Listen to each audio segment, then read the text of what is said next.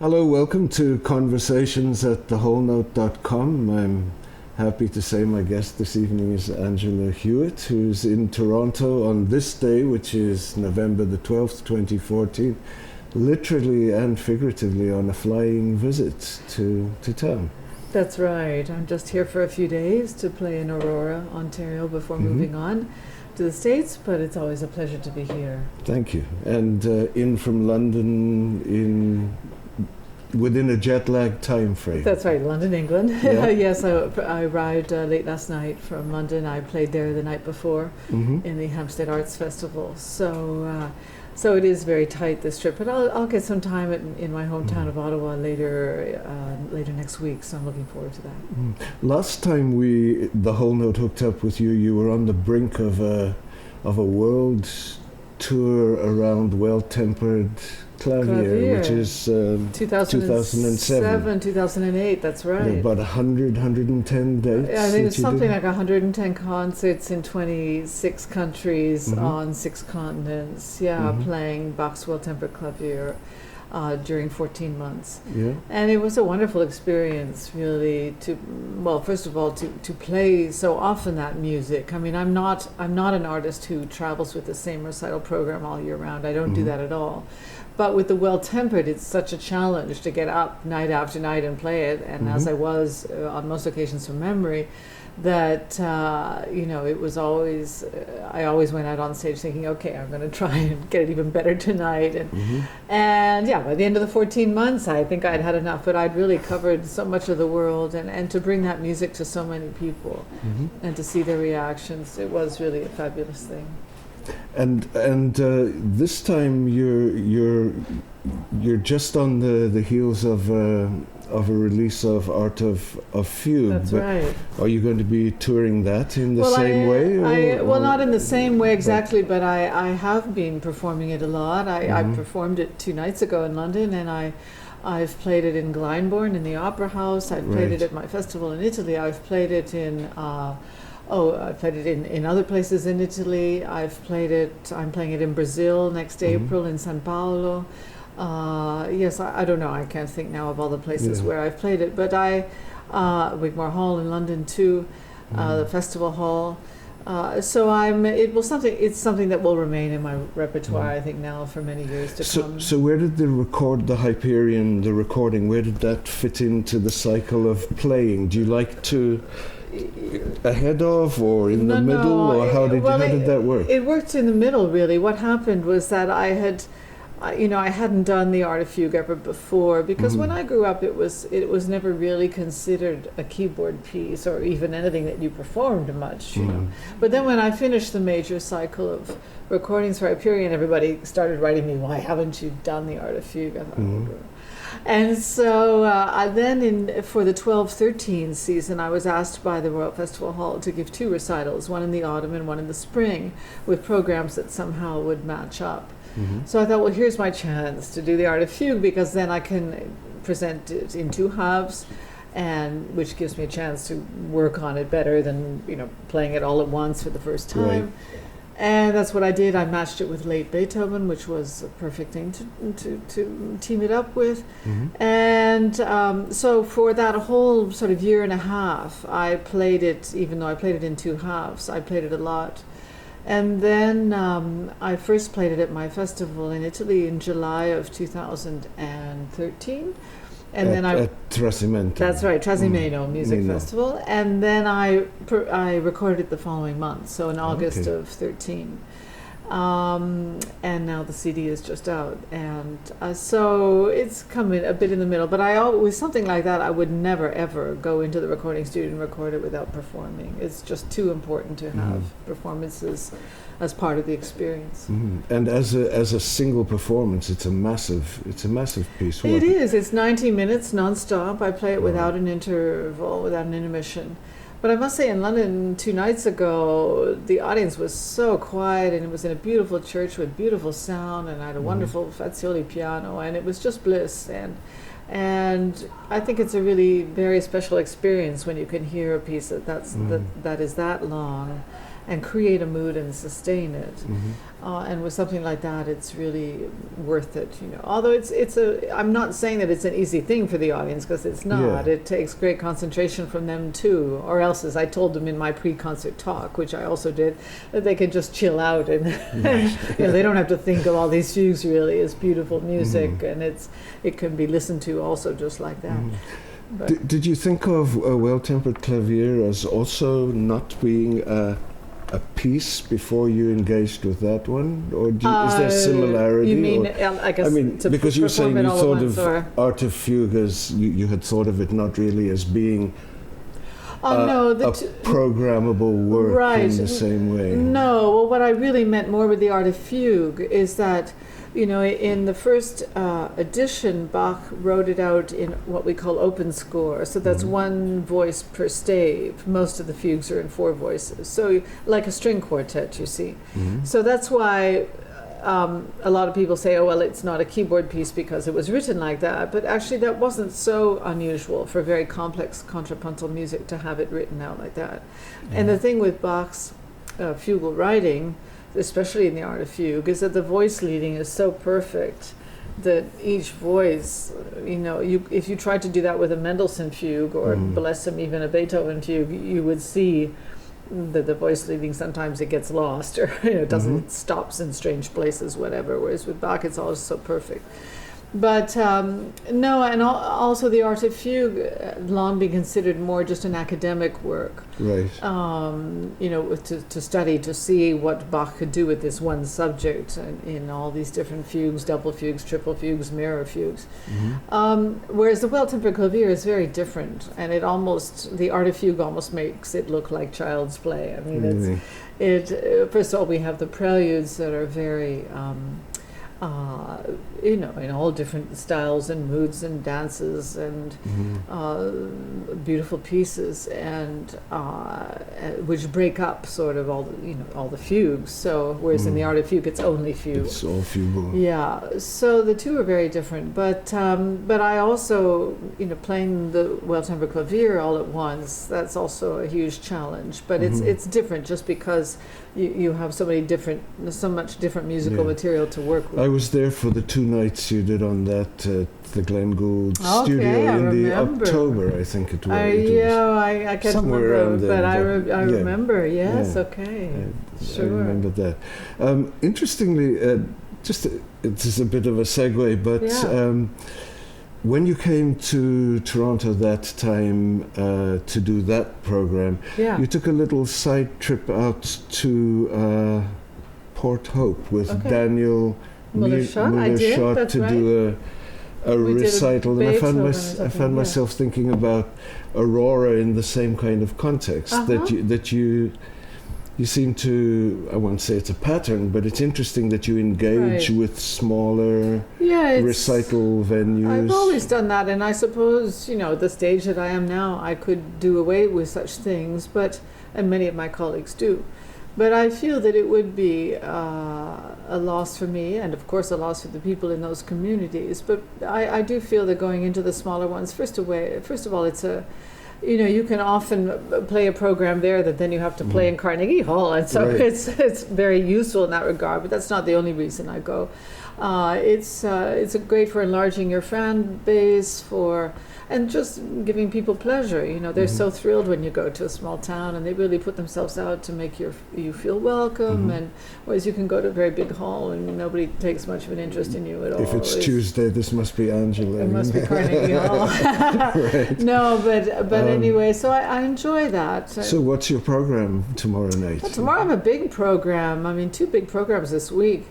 I'm playing the 5th partita of Bach, which I haven't played for many years, but which is one which I played in my teenage years, so I remember it pretty well. But you know, people just think I can get up and play any work of Bach without practicing. No, I have to practice it a lot to get it to the level I want.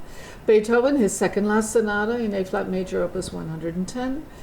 After intermission, which of course has a fugue in it, in the last movement, which I've recorded and which will be out next year. Second half, Scarlatti, a group of 4 Scarlatti sonatas, which I'll be recording in February. Albanis, 3 of the Suite Espagnole, because the links between Scarlatti and Spanish music are very close. And I just last month gave a big program in England combining Scarlatti, Granados, Albanis de Falla, Scarlatti and Spanish composers.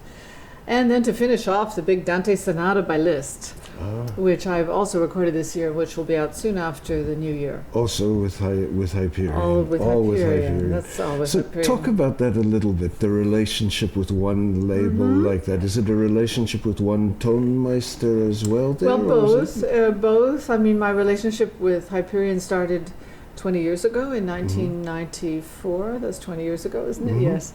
And actually, I sort of sold them my first recording, which was the Bach Inventions, because I had done a Deutsche Grammophon record after I won the prize here in Toronto in 1985, right. the Bach competition. And that record had done very well with the marketing people, you know, even in those days, 20 years ago, they said unless I made some sort of scandal, they didn't know how to market me. You know, it's not good enough just to play the piano well.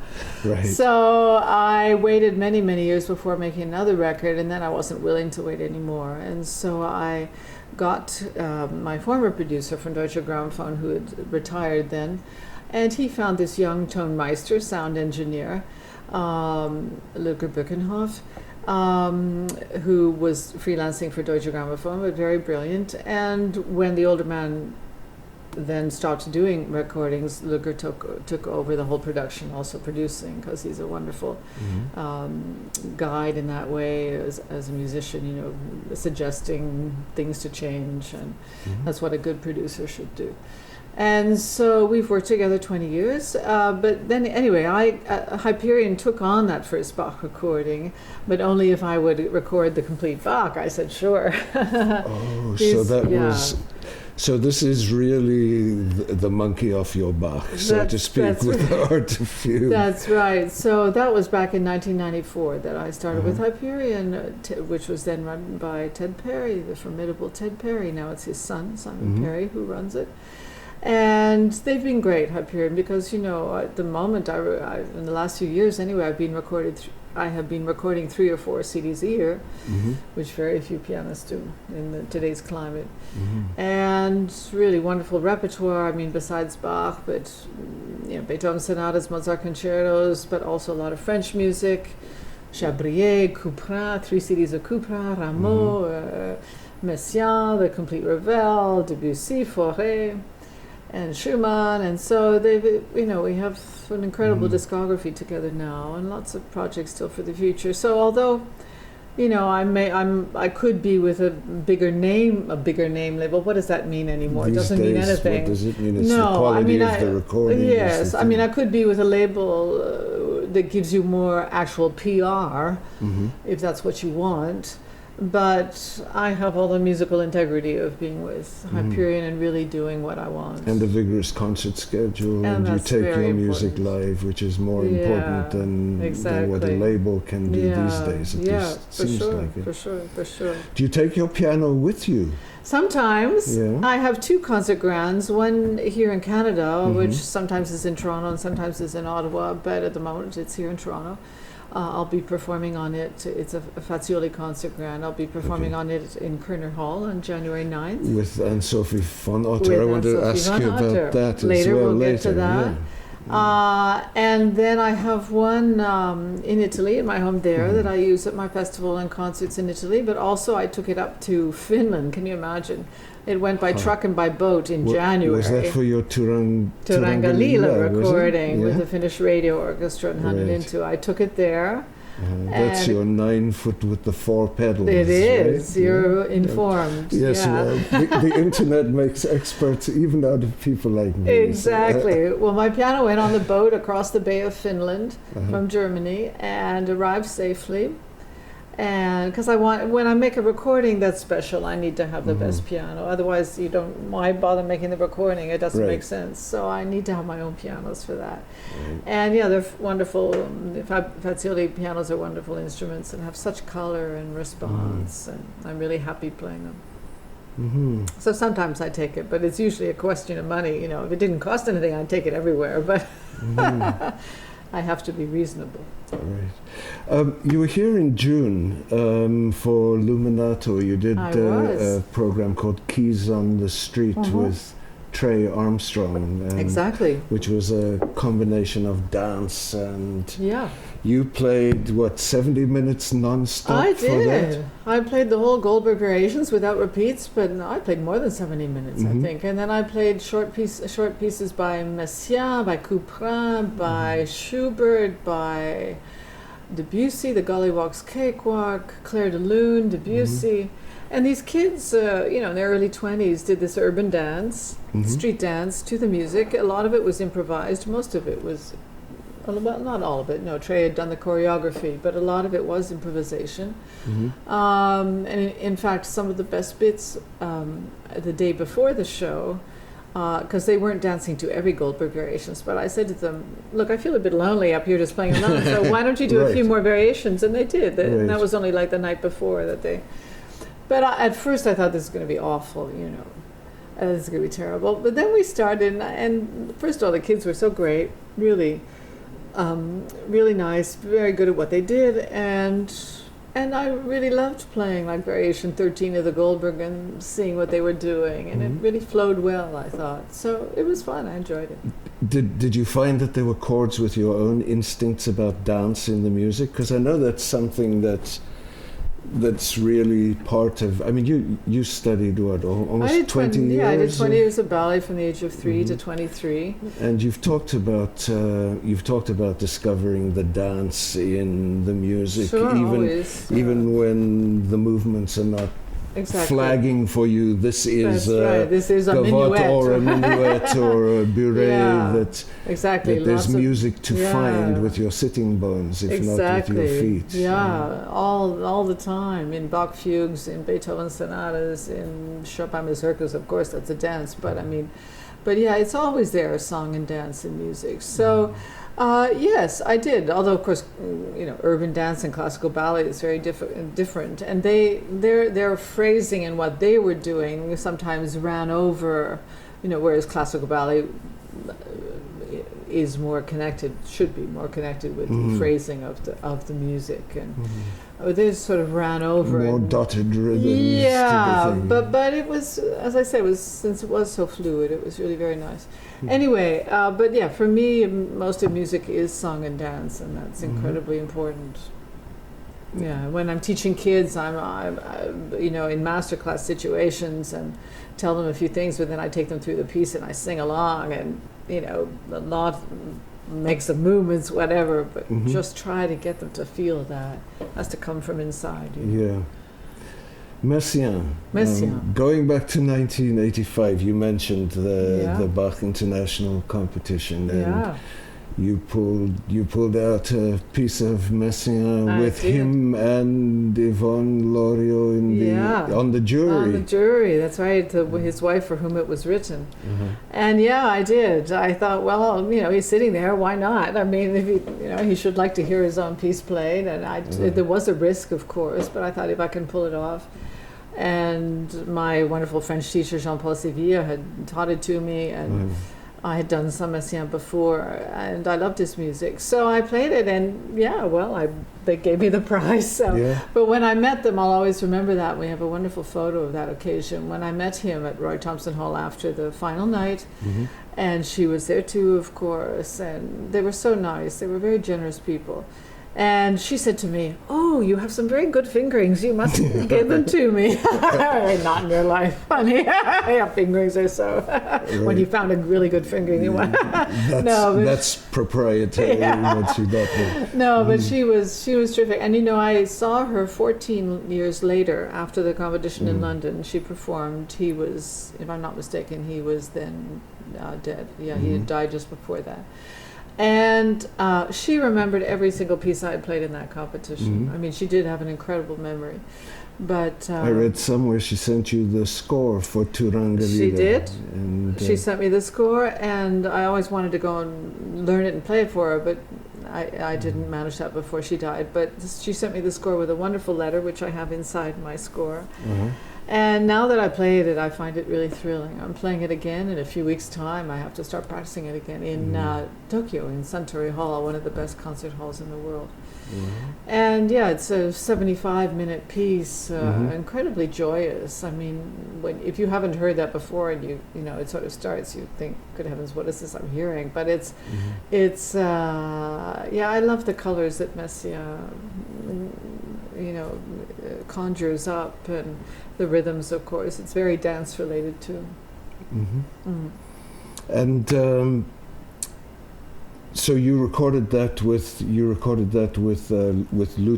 and Lintu in the new concert hall in Helsinki. And last time you were here with the TSO was with him as conductor. That's right. We did the Beethoven Emperor Concerto. Yeah, I've done, I think, 4 recordings with Hannu Lintu now. We met in 2009. We did a Schumann concerto in Liverpool. We were put together by them, and I saw right away what wonderful energy he had and phrasing, and I was very impressed, because that's the hardest concerto to do with orchestra, and you need a really good conductor for the Schumann. And so I asked him if he then would record it with me, and he was very happy, and so we got the Deutsche Symphonieorchester in Berlin. And I was really thrilled to make that recording, and I'm very happy with it. But and then we've done 2 Mozart recordings together and the Messiaen. But yeah, when you it's like chamber music a little bit. When you find someone with whom you really get the results you want, then you want to do more than just one thing. So with something like that TSO concert, is that a coincidence, or is that by design that the two of you are? Well, it's is because it a little bit of both? No, it's because the artistic administrator Loie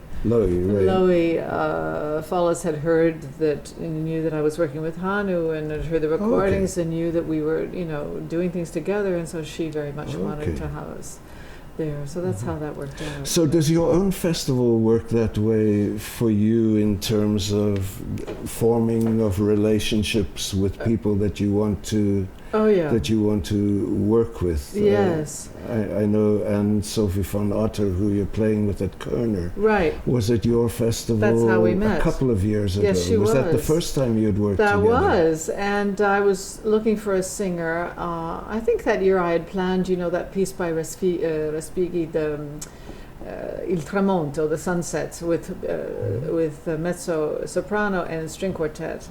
And I had seen that she had recorded it, and I knew that she was with my same agency in London. So I thought, well, she can only say no, so why don't I risk it, and ask her, and then we can do a recital together. And so I did, and to my surprise, she accepted my terms, and she told me later that she really looked forward to working with me, and that she wanted to come back to Umbria because she had been there as a young student in Assisi, and so she wanted to come back and see where she had been, and so, but yes, I choose all the artists, and as you said, I mean, some are people I've worked with before, others are new people that I've heard about, and want to have them come. So, but it's so great to put together programs that I might not do anywhere else, or it's totally up to me. In fact, a lot of the people who come from around the world, as they do to my festival for a week, they've booked their airplane tickets before I've even announced the program, because they trust me to come out with a week of great concerts. Which is nice. In the early days with that, you would play in every. I still do. You still do. So all 7 or 8 programs. Yeah. Usually there's one night off where I don't play, because on that night I do a donors event, and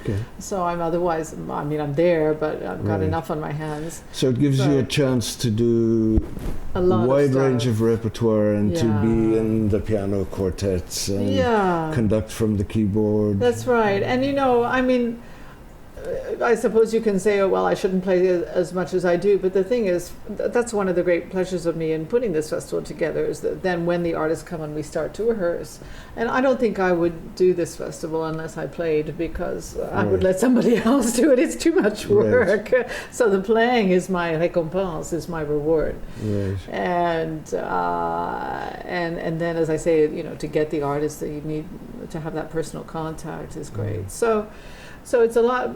Fortunately, fortunately, I have a huge repertoire of chamber music that I've done also in the past at university, and I love working with singers too, and I still learn fairly quickly. So, do you remember quickly? You must remember quickly as well. I mean, does the mind find the fingers, or do the fingers well, find especially the the mind? pieces that or- I've learned as a kid, they come Yeah. back very Fast, quickly. yeah. It's the ones you've learned yesterday that don't stick as well. But still, I learn carefully and learn well. So, and I mark things in very carefully in my scores. So if I haven't looked at a piece for 10 years, so I pick up my score and it's there. At least, the markings are there to go by. I might change a lot of things, but the base is there.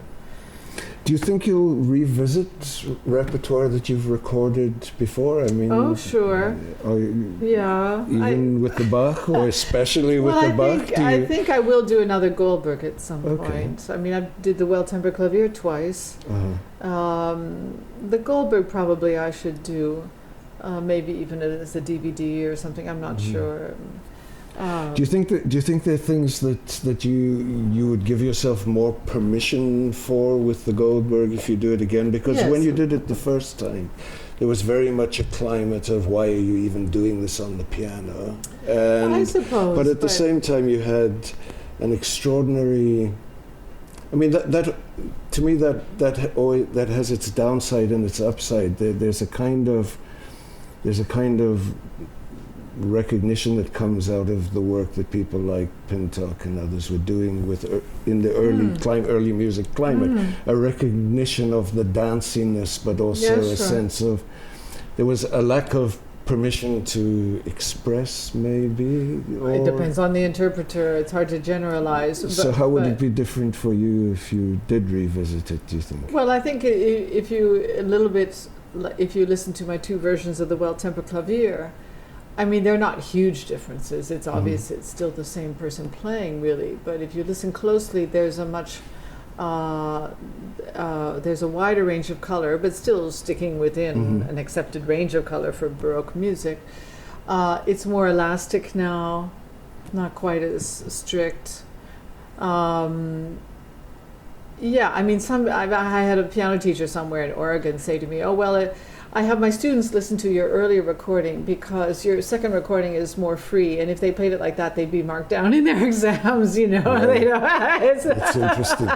But I prefer by far my second one. Right. But a lot of that sound, the new sound color and the new elasticity comes from the fact also that I started working on Fazioli pianos after my first recording of it. So like by 2000, I started playing more regularly on Fazioli and having one at home.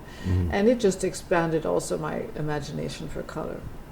But the older you get, I was thinking that today playing Beethoven, the older you get, the more freedom in a way you can put into music. First of all, I suppose you have more authority, so you're not scared at all really about what people are going to say. It doesn't matter anymore.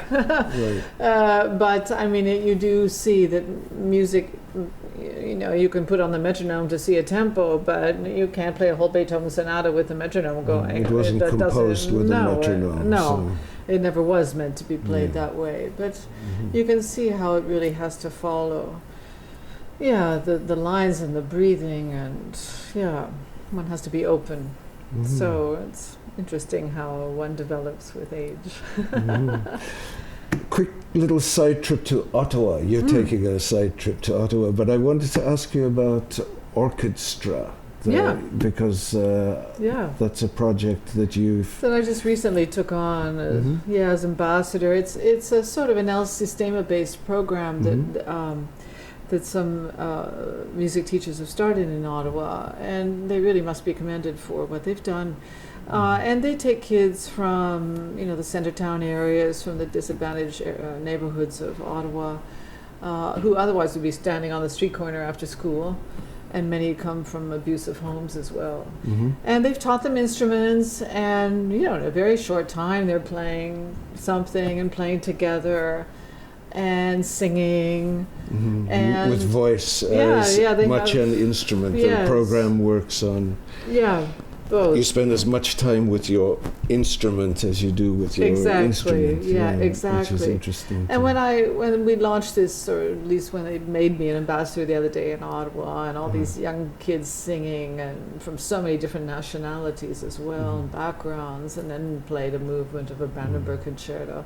Yeah, it's very moving to see. And one of them spoke and said, this is my family, all these kids here and the teachers, because I think he came from a home where otherwise, it wouldn't be. It wasn't a very nice atmosphere, and so that gave him a sense of belonging. So yours is kind of an ambassadorial role because of the Ottawa connection. It's interesting to me that the whole impetus for Sistema-related projects in Canada followed on Abreu getting the Glenn Gould Award. Exactly. It was just interesting that there was this funny little circle of... That's true. And the Glenn Gould Award was set up with the funds made from the Bach competition that I won in 85. Yeah, exactly. So it was an interesting little... Yeah, that's true. The way it goes around and comes around. Yeah. So I'm just going to look at my notes. We've covered, I think, almost everything that I'd written. I wanted to ask about Liszt, because you said you had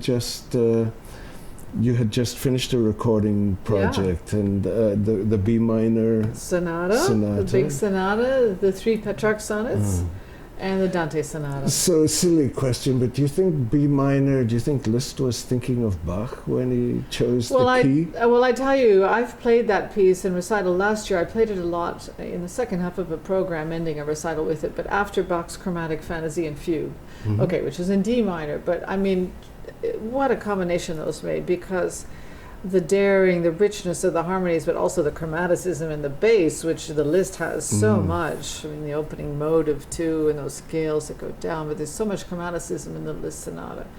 And just, the structure that Liszt gets in that piece, the whole thing is made out of basically 5 motives. Musical motives, and so all of that sort of side of Liszt is often ignored, or you say, I'm playing Liszt, and people go, ew, what are you playing that for? Because unfortunately so much of the time it's just bashed out and played fast and loud, and showmanship. Which of course there's showmanship in it, but there's so much music in it too, in the pieces that I've chosen. I mean, those are really my very favorite Liszt pieces, and fortunately they all fitted on one CD. And they're pieces that I had great success with in my early years. The sonata won me a lot of competitions, including the CPC Talent Festival in 1978. And the Dante Sonata I played in the final of the Bach competition here in Roy Thompson Hall in 1985. And so they are, as I say, my favorite pieces. So it meant so much to me to finally record those, and on my fabulous piano. And in the Berlin, in the Jesus Christus Kirche, which has a marvelous sound. So I'm looking forward to having it out. And it doesn't matter what the critics say about it. They can say what they're like. I'm just so happy that I've done it. It's really one of the CDs that means the most to me. And I've written the notes, had fun doing that, as I always do. So we'll see you in January with Anne-Sophie van Otter. Yeah, the program? For sure. The program? The program, she keeps changing. You keep changing? No, she does. No, I'll play whatever she wants. But I think we're doing some Beethoven songs. I think I'm playing some Schubert alone. We're doing some Schubert together. It's basically a German first half and a French second half. So Brahms, Beethoven, Schubert in the first half, and then Chaminade and Fauré and Debussy, the Chanson de Bilitis.